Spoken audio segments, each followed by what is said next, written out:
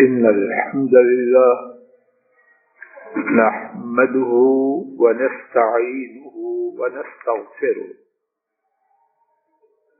ونعوذ بالله من شرور أنفسنا ومن سيئات أعمالنا من يهده الله فلا مضل له ومن يضلل فلا هادي له وأشهد أن لا إله إلا الله وحده لا شريك له وأشهد أن محمدا عبده ورسوله صلوات ربي وسلامه عليه. أما بعد فإن خير الحديث كتاب الله وخير الهدي هدي محمد صلى الله عليه وسلم وشر الأمور محدثاتها وكل محدثة بدعة وكل بدعة ضلالة وكل ضلالة في النار. اللهم انفعنا بما علمتنا وعلمنا ما ينفعنا وزدنا علما. سبحانك لا علم لنا إلا ما علمتنا إنك أنت العليم الحكيم. رب اشرح لي صدري ويسر لي أمري واحلل عقدة من لساني يفقهوا قولي.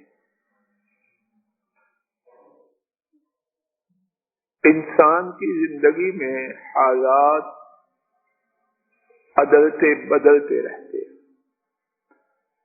انسانی زندگی میں نشیب و فراز ہے. کتنی دفعہ انسان محسوس کرتا ہے کہ اس کے موجود وسائل اس سے اس کی بات نہیں بنتی اور وہ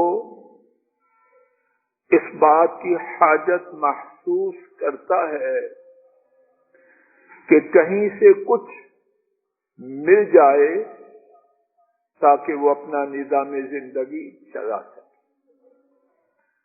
اور وہ یہ بھی گوارا نہیں کرتا کہ صدقہ و خیرات یہ چاہتا ہے کچھ مل بھی جائے لیکن صدقہ و خیرات نہ ہو, تعاون نہ ہو. ایک مدت کے لیے کچھ مل جائے تاکہ وہ اپنا نظام زندگی چلا کر لی ہوئی چیز کو واپس کر دے. اور کچھ لوگ ایسے بھی ہیں جو اپنی خواہشات جیسی بھی ہوں ان کی تکمیل کے لیے اپنے وسائل سے تجاوز کرتے ہوئے دوسروں کا مال لینا چاہتے ہیں تاکہ اپنی جائز اور ناجائز خواہشات کو پورا کرتے ہیں. اسلام ایک مکمل ضابطہ حیات ہے اور صرف اس زمانے کے لیے نہیں جب یہ دین اسلام نبی کریم صلی اللہ علیہ وسلم پر مکمل ہوا بلکہ قیامت تک. انسانوں کی اس جائز ضرورت اور ناجائز طریقے سے اس بات کو استعمال کرنے کو اسلام نے ایک بہترین شکل دی اور اسی کا نام قرض حسن.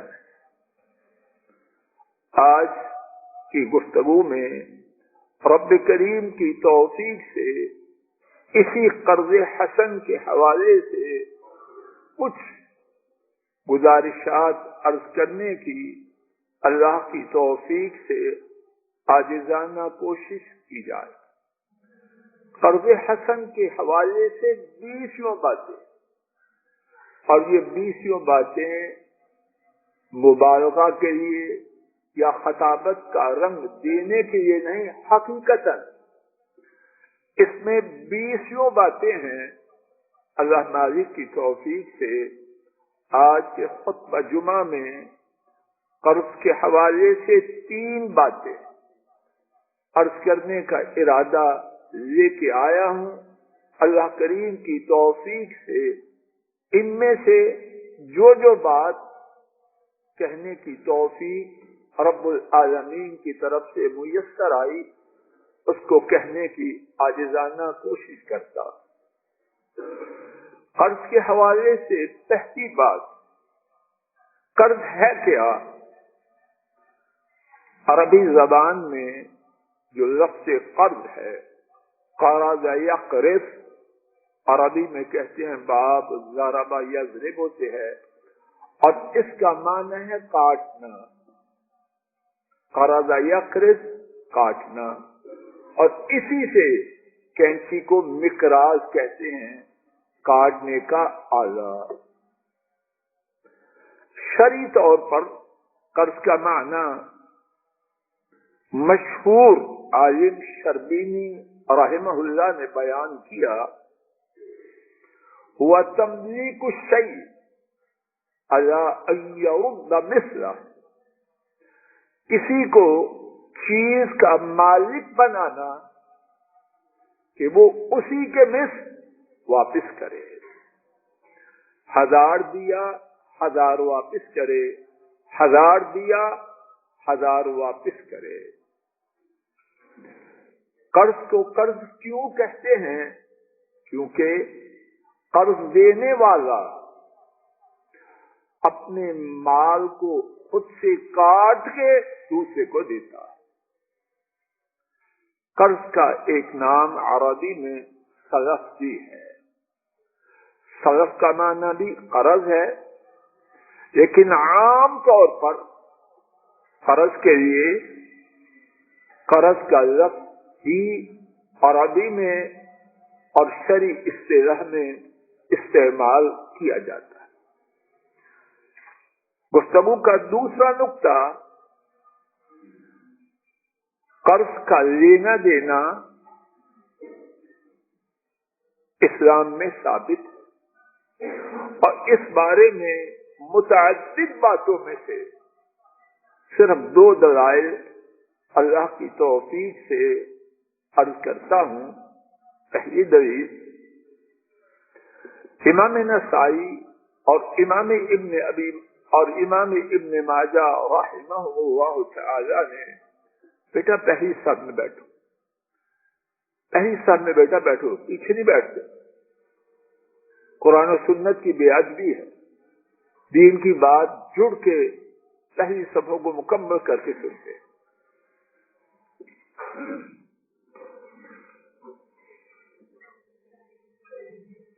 قرض کے لیے شرعی دلائل، ان میں سے صرف 2 اللہ کی توفیق سے سنتے ہیں۔ نمبر 1، امام نسائی اور امام ابن ماجہ رحمہ اللہ تعالی نے عبداللہ ابن ابی ربیعہ المخزومی رضی اللہ تعالی عنہ سے روایت کیا۔ انہوں نے بیان کیا، استقرض منی النبی صلی اللہ علیہ وسلم 40,000، نبی کریم صلی اللہ علیہ وسلم نے مجھ سے 40,000 قرض لیے۔ فلما جاءہ المال، جب آپ کے پاس مال آ گیا، فدفعہ الی، آپ نے مجھے ادا کر دیا، اور ساتھ ہی کہا بارک اللہ لک فی اہلک و مالک، اللہ تعالی تیرے اہل میں، تیرے کنبے میں اور تیرے مال میں برکت کرے۔ اور برکت کیا خوب لفظ ہے، تیرے مال میں کمی نہ ہو۔ تیرا مال تیرے ساتھ ہمیشہ چلے اور تیرا مال تیرے لیے کسی گناہ میں لے جانے کا سبب نہ بنے۔ بارک اللہ لک فی اہلک و مالک، کتنی بڑی دعا دی، اور ساتھ فرمایا انما جزاء الصدق الحمد والاداء، او کما قال صلوات ربی وسلام علیہ۔ فرمایا قرض، اس کا بدلہ یہ ہے کہ جس نے قرض دیا ہے اس کی تعریف کی جائے اور اس کا قرض اس کو ادا کیا جائے۔ اللہ اکبر،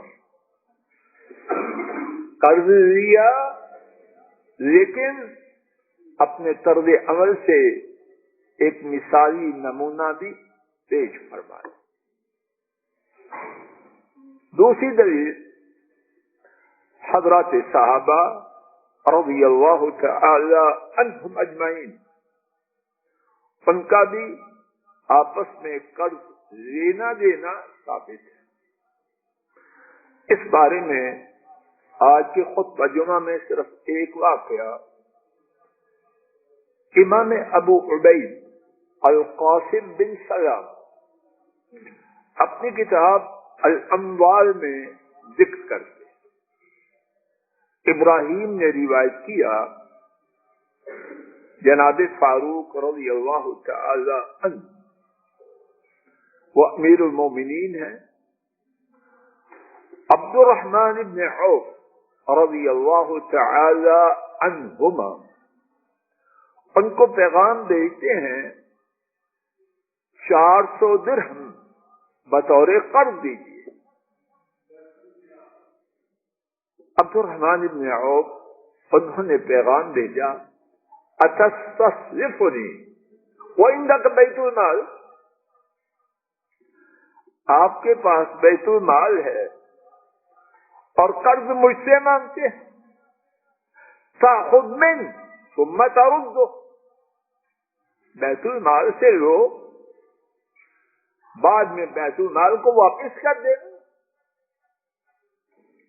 عمر فاروق رضی اللہ تعالی عنہ نے جواب میں فرمایا،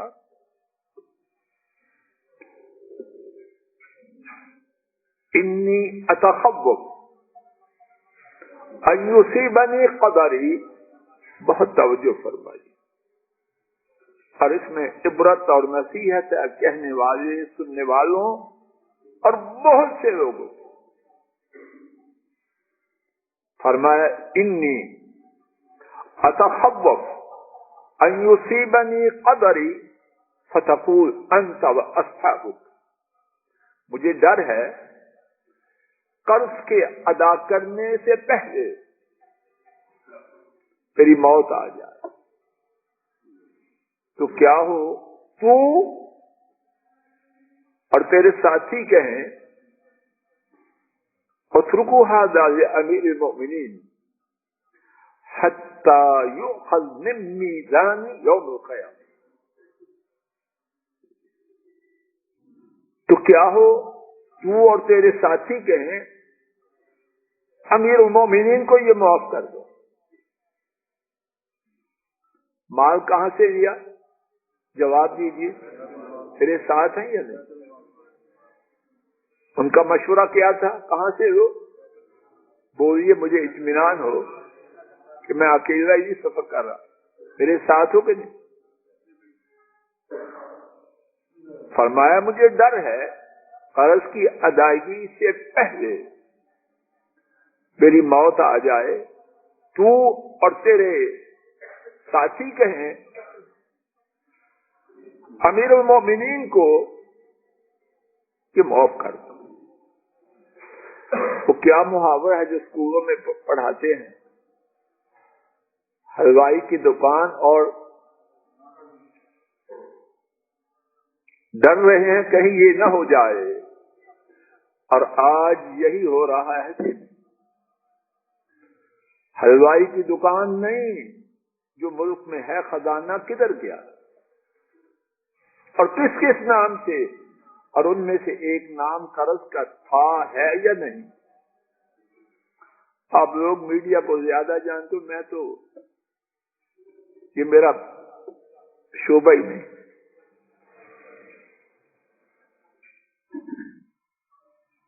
تو کیا ہوگا؟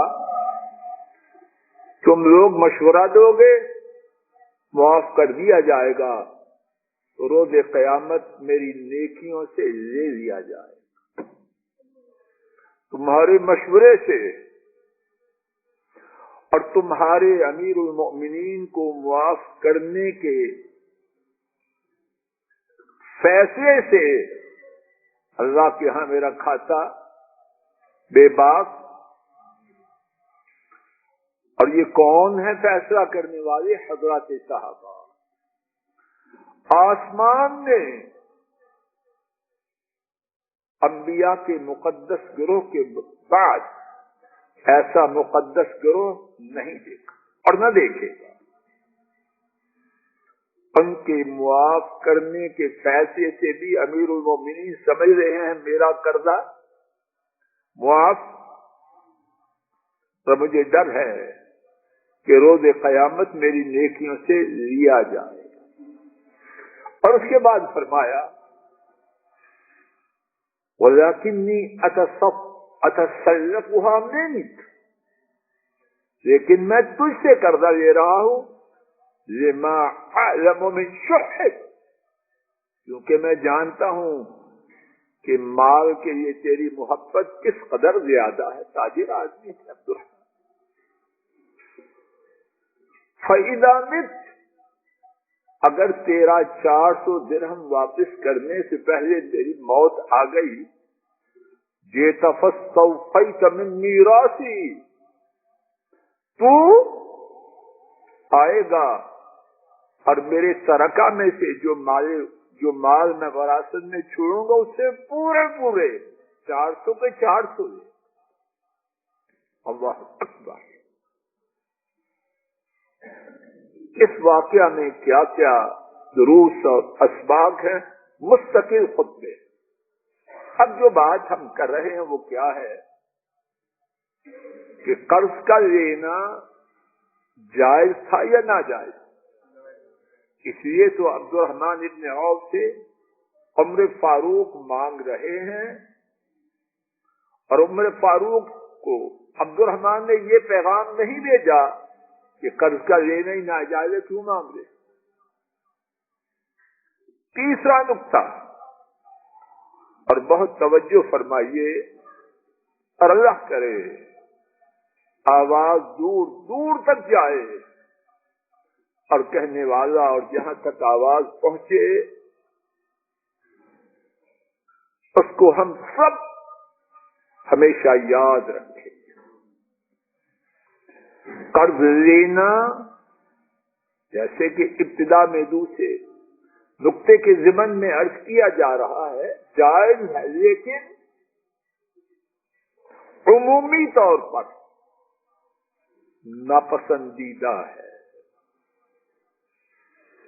آئیے اس کے بارے میں چند ایک باتیں، یا ان چند ایک میں سے اپنے محدود وقت میں جو ہو سکے اللہ کی توفیق سے ایک ایک کر کے سنتے۔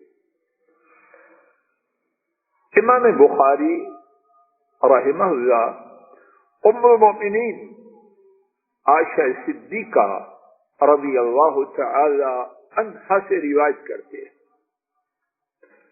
ان النبی صلی اللہ علیہ وسلم کان یدعو فی صلاته اللہم انی اعوذ بک من المأثم والمغرب۔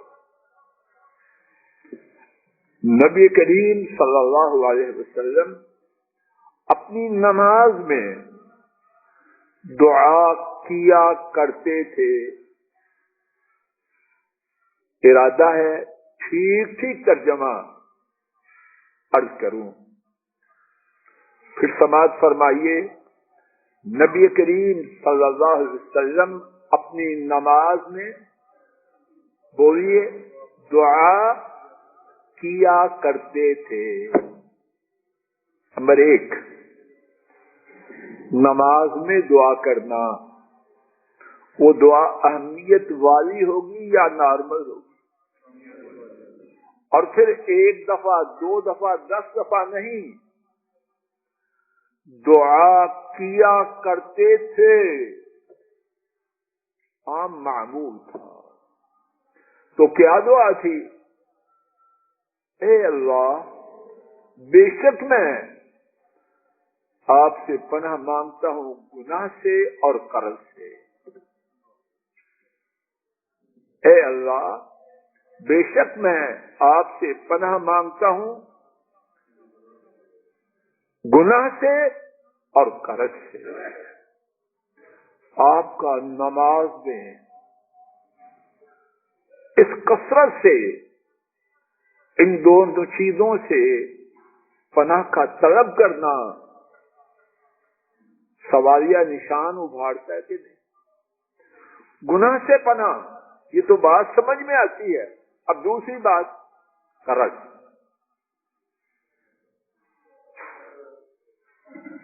ایک کہنے والے نے عرض کیا، یا رسول اللہ صلی اللہ علیہ وسلم، میں اکثر، ایک کہنے والے نے عرض کیا، میں اکثر ما تستعیذ یا رسول اللہ صلی اللہ علیہ وسلم من المغرب، اے اللہ کے رسول صلی اللہ علیہ وسلم، آپ قرض سے اتنی زیادہ پناہ مانگتے؟ جیسے کہ عرض کیا، گناہ سے پناہ مانگنا، اس میں تو کوئی تعجب کی بات نہیں۔ سائل کے سوال میں جو تعجب کا سبب ہے وہ کیا ہے؟ قرض سے اتنی زیادہ پناہ کی دعا کرنا۔ نبی کریم صلی اللہ علیہ وسلم نے جواب دیا، اور کیا قیمتی جواب! فرمایا، ان الرجل اذا غرم حدث فكذب ووعد واخلف، او كما قال صلوات ربی وسلام علیہ۔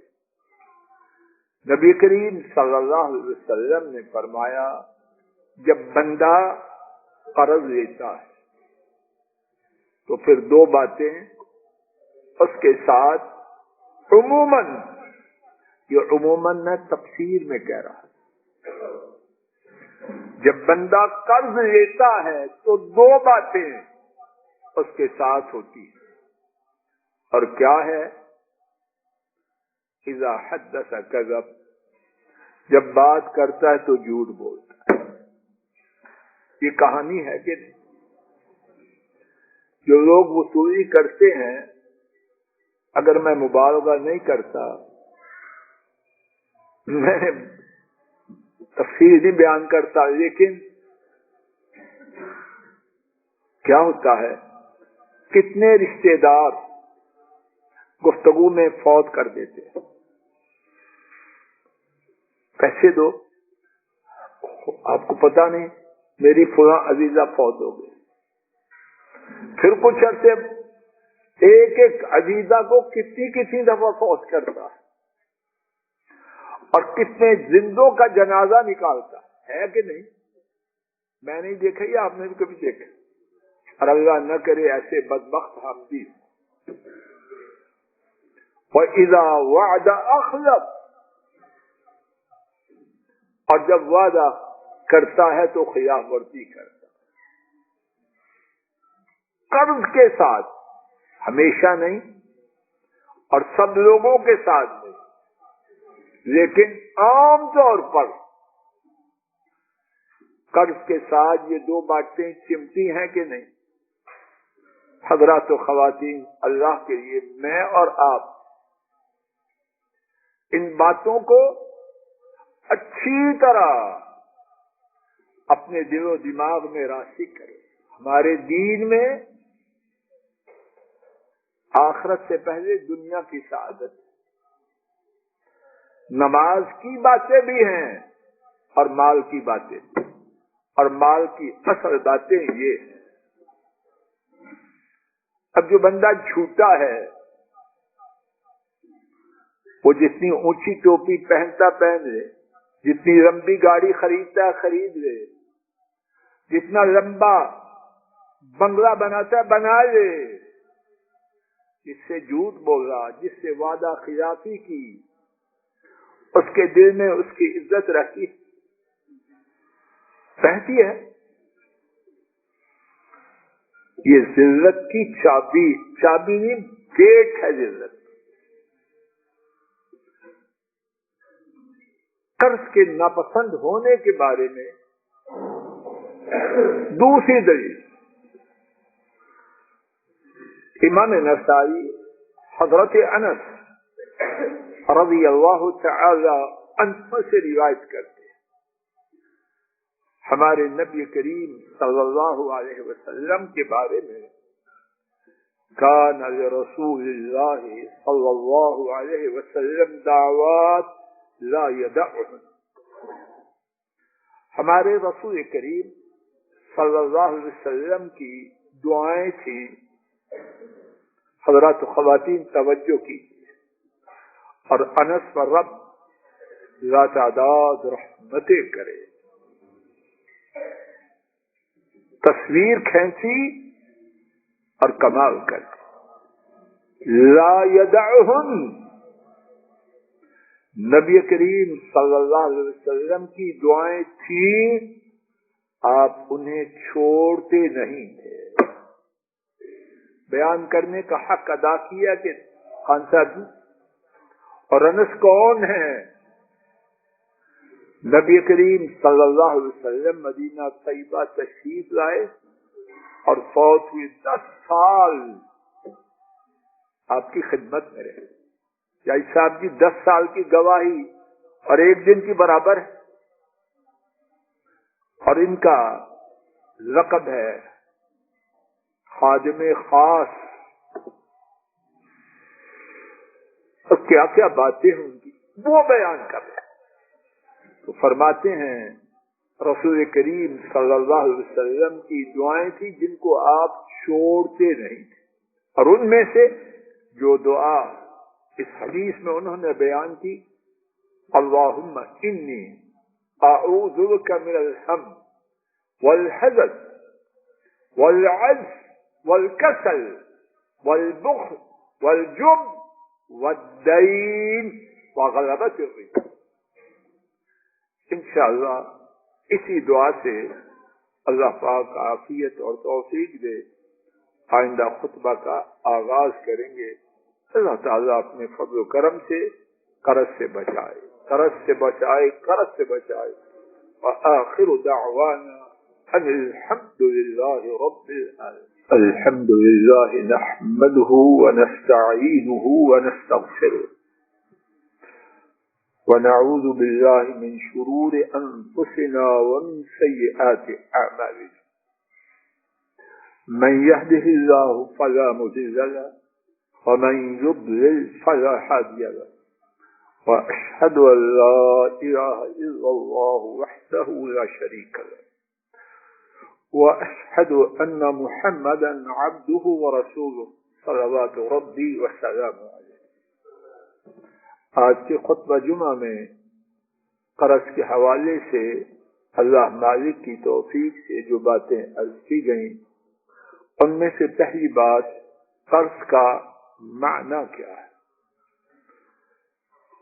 دوسری بات یہ بیان کی گئی کہ قرض کا لینا دینا اسلام میں ثابت ہے، تیسری بات اللہ مالک کی توفیق سے یہ عرض کی جا رہی تھی کہ عام قاعدہ، عام ضابطہ کتاب و سنت، سیرت طیبہ اور حضرات صحابہ رضی اللہ تعالی عنہم اجمعین کی سیرتوں سے اور سلف صالحین کے ہاں معاملات سے جو معلوم ہوتا ہے کہ قرض عام حالات میں ناپسندیدہ ہے۔ اس بارے میں اللہ مالک کی توفیق سے کچھ بات ہوئی، اللہ پاک عافیت توفیق دے، آئندہ خطبہ جمعہ میں اسی حوالے سے مزید گزارشات عرض کرنے کی عاجزانہ کوشش کی جا رہی. اللهم صل على محمد وعلى آل محمد كما صليت على إبراهيم وعلى آل إبراهيم إنك حميد مجيد. اللهم بارك على محمد وعلى آل محمد كما باركت على إبراهيم وعلى آل إبراهيم إنك حميد مجيد. أسأل الله العظيم رب العرش العظيم أن يشفينا جميعا. أسأل الله العظيم رب العرش العظيم أن يشفينا جميعا. أسأل الله العظيم رب العرش العظيم أن يشفينا جميعا. اللهم اغفر لموتانا وموتى المسلمين. اللهم اشف مرضانا ومرضى المسلمين. ربنا آتنا في الدنيا حسنة وفي الآخرة حسنة وقنا عذاب النار. ربنا ظلمنا أنفسنا وإن لم تغفر لنا وترحمنا لنكونن من الخاسرين. ربنا هب لنا من أزواجنا وذرياتنا قرة أعين واجعلنا للمتقين إماما. سبحان ربك رب العزة عما يصفون وسلام على المرسلين والحمد لله رب العالمين.